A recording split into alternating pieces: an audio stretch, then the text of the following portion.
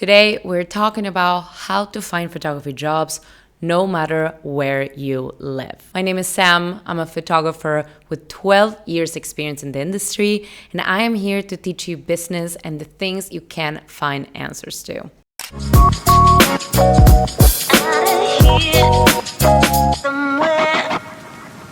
In today's video, I want to break down what it's like to look for work, and these are strategies that I have employed all over around the world that actually don't matter where you live or what kind of photography you do, they work. The first thing I want to talk about today is networking. Now, networking isn't what you might have read about in a book or what it was like 10, 15 years ago. Networking isn't going into an event and shaking hands and exchanging business cards.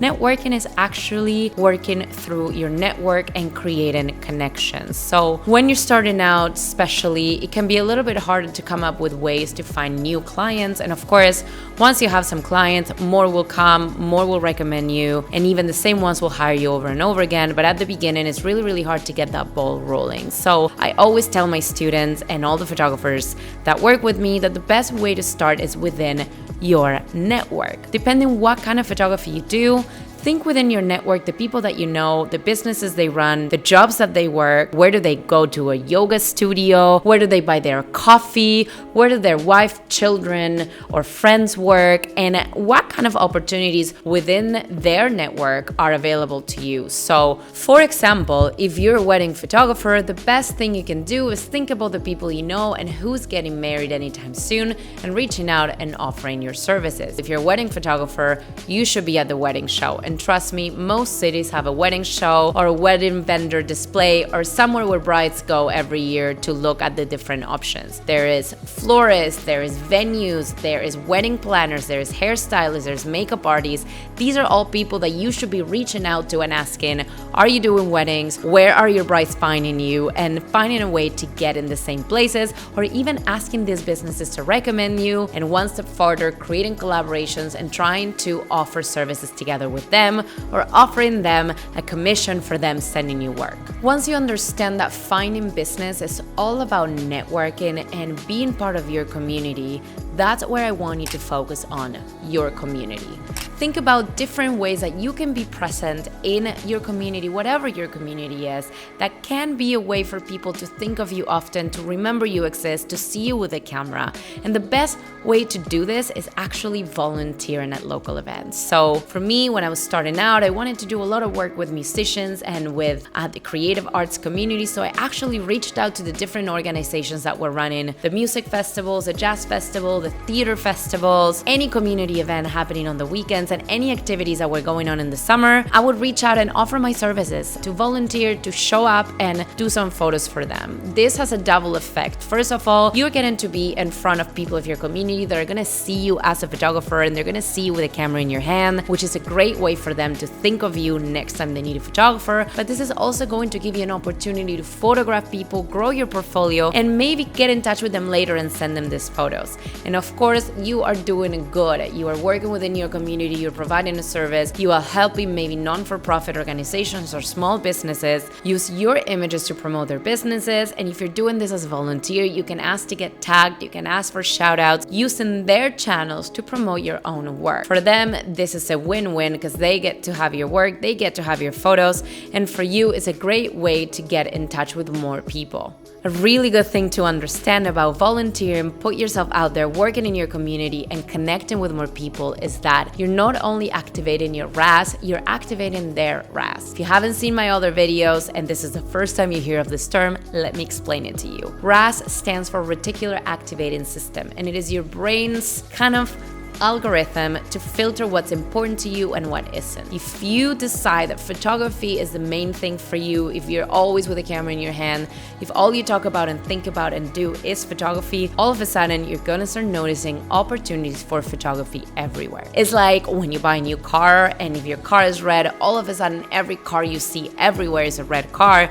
It's not that there are more red cars around, it's that this is what your brain is aware of. So when you are becoming part of your community, when you're offering your services around, when you're shooting, when you're being seen with a camera, not only you are creating this identity as a photographer and you're being associated as somebody that's in the community and is a photographer, you're also doing this for potential future clients. The more somebody sees you, the more somebody's familiar with your work, the more somebody thinks of you as the first thought when they think photographer, the higher chances there are for you to get hired. So if somebody just saw you yesterday or last weekend doing some photography work, and then somebody next week goes, I wish I knew a photographer, or I need a photographer for XYZ, there's a much higher chance that they're gonna go, wait, I know someone, and they're gonna put you in touch. Trust me, this works like magic. I'm telling you, people love recommending services and people they know. So the more that you can be around, the more that you can be seen and thought of as the photographer, the quicker this is gonna work for you. If you're somebody who's just starting out, I want you to understand that finding work really does start at home with your community, and that even though it might seem a little bit difficult at the beginning, the key to success here is actually finding clients at your level. So when you're starting out, you're not gonna go for the big fashion brand, you're not gonna go for the big wedding with a huge budget. You're gonna wanna try to find people that are maybe at the same level as you are, either on a smaller budget, or their business is just starting out, or maybe they're just trying things out and seeing how it goes. Find somebody that's leveled like you are,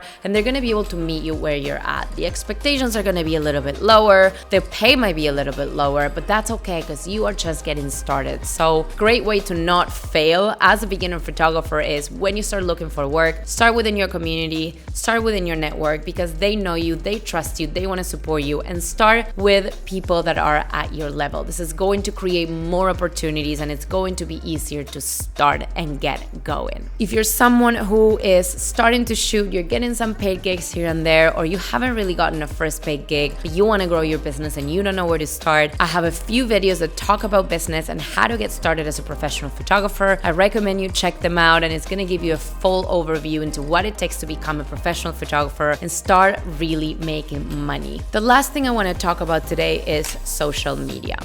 Most people revert to social media, think about advertising and Google ranking as the first place to go when they're starting out a business, or when they're trying to network, or when they're trying to grow their photography freelance business. Although these can be effective techniques to get work and get found and get paid, this is not where I would recommend you spend the majority of your time. Why? Because they cost money.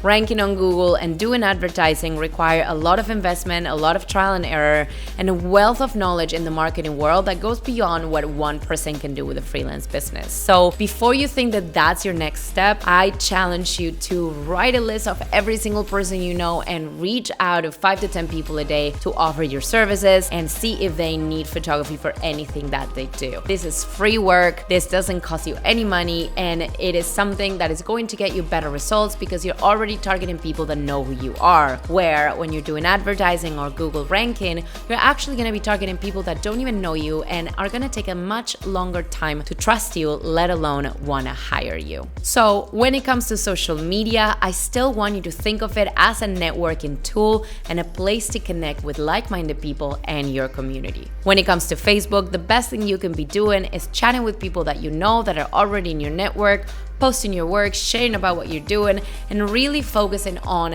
the people around you, sending messages, seeing how people are doing, offering your services, and really being the top of mind photographer. It's the same thing that you will be doing on an event in real life, only you're doing it on the internet. When it comes to Instagram, it's the exact same principle. You want to be top of mind and the first thing people think about when they think photography. But the added layer of Instagram is that you can use your bio to be found online. So make sure that your bio says what kind of photography you do, where do you live, and how people can contact you. So if they do find you on Instagram, can actually reach out and start the connection. One more thing to keep in mind about Instagram is that you can also look for work yourself. So if you are, again, for example, a wedding photographer and you're trying to find clients, the best thing you can do is look for them in the places that they hang out. Again, this is the same thing that you will be doing offline, except you're doing it online. So where do brides hang out online and on Instagram? They are probably following the flower shop, probably following the wedding dress designer, they're probably following makeup artists and hairstylists and anyone that is part of the wedding industry. So your best bet is to find who the vendors are in your local area of work and look at the people that are following them, that are commenting them, that are engaging with them. And that is a great place to start connecting with potential future clients.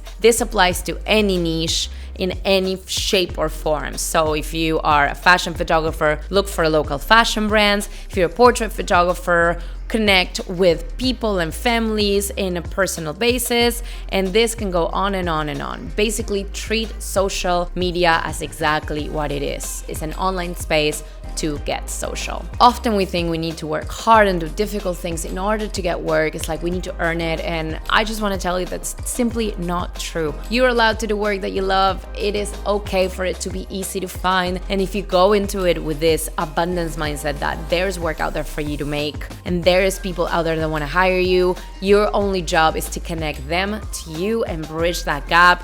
Your work will become a lot easier. If you have any questions, as always, you can just leave me a comment, and you can find me on Instagram at Samanta. Slide into my DMs, ask me your questions, and let's chat. That's it for the video today. I hope this was a helpful way for you to understand how you can find photography jobs regardless where you live, regardless of your niche, and it doesn't have to cost you money or be something that is difficult to do.